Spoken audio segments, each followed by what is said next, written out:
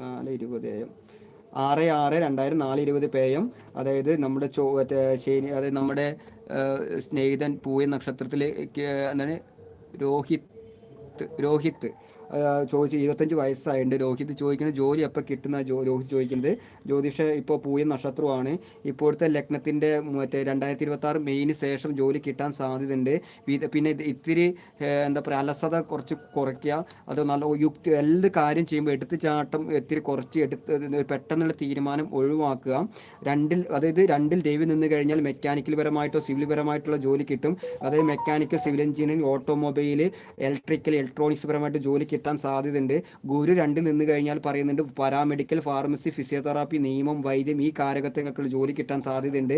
ശുക്രൻ 2 ബന്ധപ്പെടുമ്പോൾ news, animation, cartoon, അതായത് നല്ല ജോലി സാധ്യതയുള്ള ഒരു ഗ്രഹനിലയാണ്. 2026 ശേഷം ജോലി സ്ഥിരമായിട്ട് കിട്ടാൻ സാധ്യതയുണ്ട്.